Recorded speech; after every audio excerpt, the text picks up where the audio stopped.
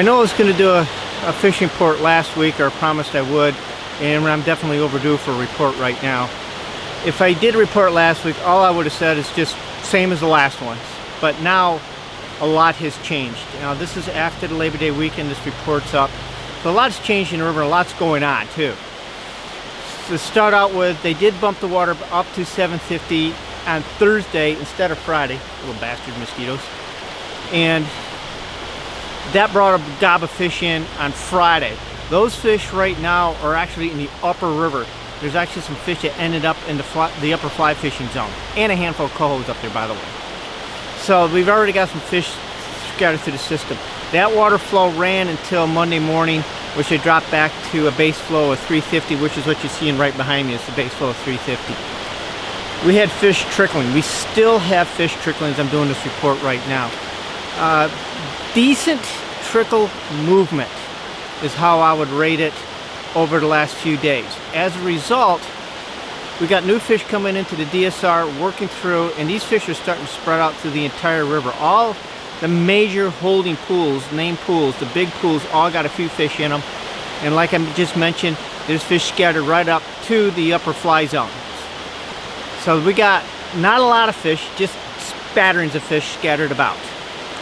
So that's really good for this time of the year. So if you're looking to go and try to get into a fish or two, definitely you can do that right now. You just got to cover some water, fish smart. Understand that the water temp's a little bit warm, the fish can get a little crabby, so you got to play around with your presentations.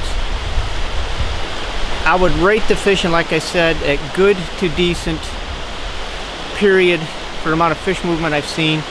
I would rate the fishing for the first week of September as very good. For the first week of September. Understand, this time of the year, we're fishing for a fish or two, not a bunch.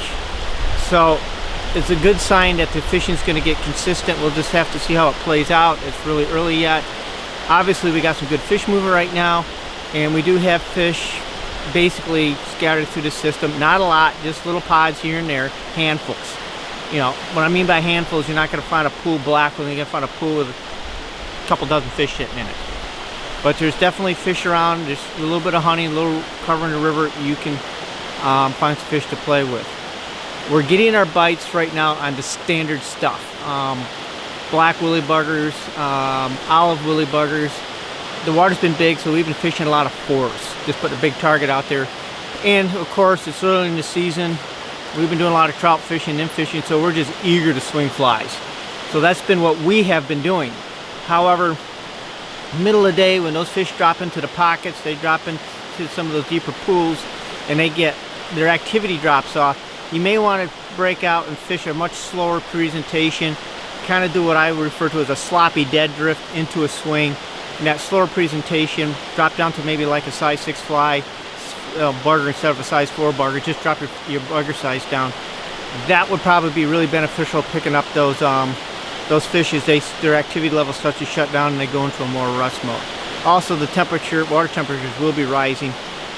Speaking of water temperatures, it's been flirting between, depending on where you are, from maybe 71 on a peak to down as cool as probably like 60, 62. So there's been a big temperature swing between upriver and downriver. Downriver, obviously, in the mornings you're going to get much cooler water because you're away from the reservoir. Upper river, you're not going to get such a big swing. We get a warm, sunny day, lower river is going to get warm. Where upper river won't get as much warm, but the fish also won't experience such a big temperature swing because of the heat sink of the reservoir and just being a few miles below it where we fish. That's something to keep in mind. Yeah, we're fishing probably 10, 12 pound tippets, especially in the morning. You get into these fish, those initial takes can be pretty aggressive, and those fish can be pretty angry. They do gas out fairly fast, so we can land them quickly because of the water temperature and oxygen levels. However, I got a feeling that's going to change as we get cool temperatures and so on. So that could change daily through the day, mosquitoes, as that goes. So that's pretty much what's going on. We're off to a very good start. There's, like I said, handfuls of fish scattered out, which for this time of year is excellent. Remember, this time of the year. I'm not comparing it to late September, early October. It's the first part of September. you can go out and expect to get into a fish or two instead of hoping to get into a fish. So that's really good for this time of year. It's a really good sign to what's coming forward. It's nice to see that we have fish scattered through the entire river instead of jammed out in the bottom river like last year. So that gives us more river to work with, more opportunities.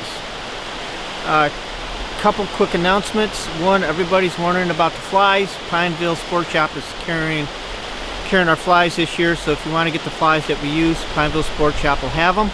They got a good supply of them right now. So Pineville's got our flies. The other thing I want to mention, we got some swag.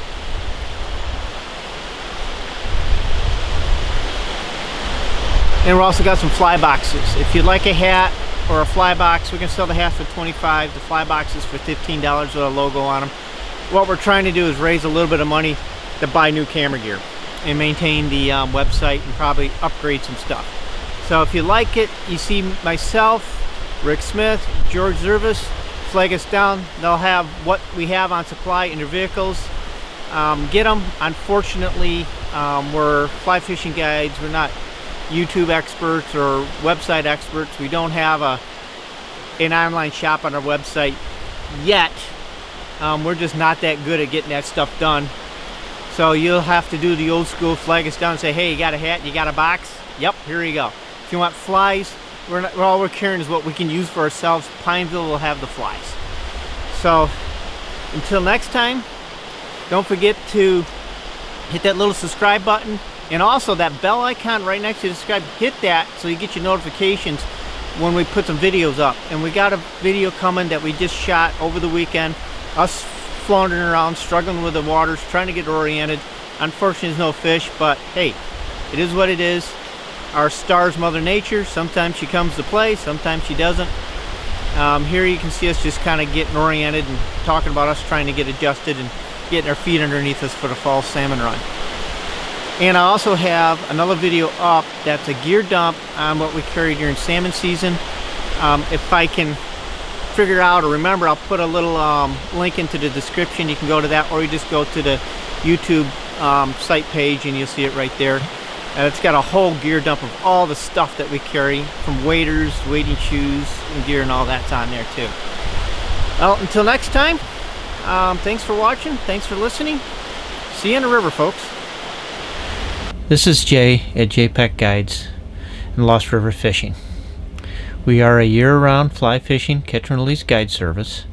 We fish the Lake Ontario tributaries, and then during the spring and the summer we also fish the inland trout streams, classic dry fly fishing.